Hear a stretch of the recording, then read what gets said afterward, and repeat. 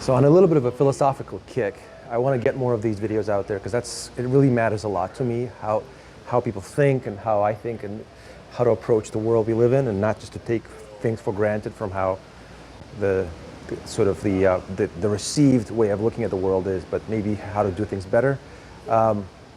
Something I learned back in college and when I was reading myself all the primary sources of the great thinkers of the past is the importance of, truth, objective truth, reality. And what I see, what was interesting about that is that it seems such an abstruse discussion, and like, how is that ever going to be relevant?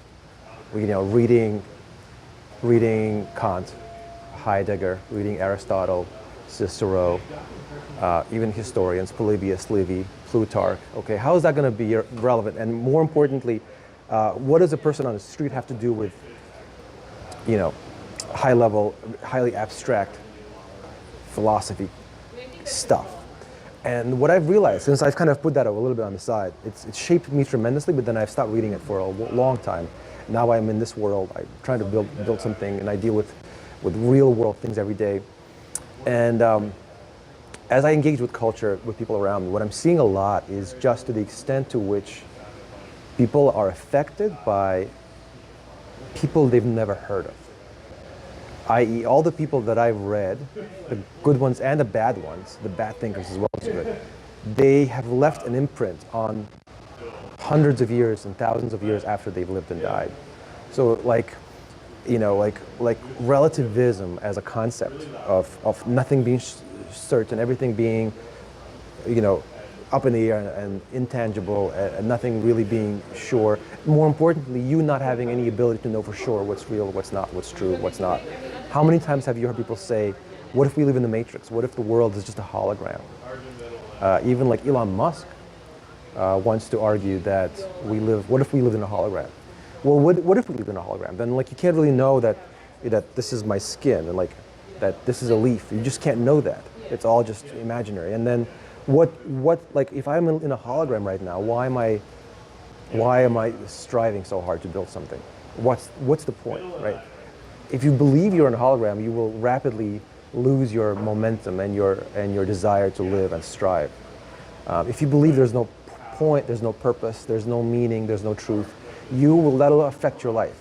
So I see a lot of people being affected by philosophy that they don't even realize they're affected by philosophy. They're just doing stuff. But when you ask them why you do stuff, they're like, I don't know, I just don't think it matters what I do.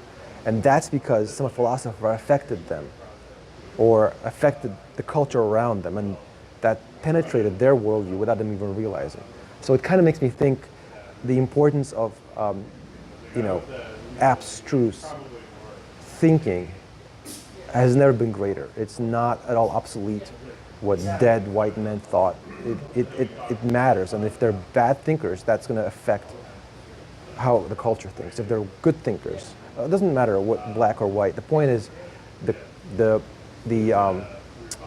abstraction of the thought doesn't diminish the value of it, because what I see now is I see people using those patterns, those thought patterns, without even realizing it. And so maybe that leads me to the final point of thinking that we need to do more thinking about where we get our thinking from, our thought patterns. Where do we get them from? From our parents, from the books we read, from things we watch, things we read.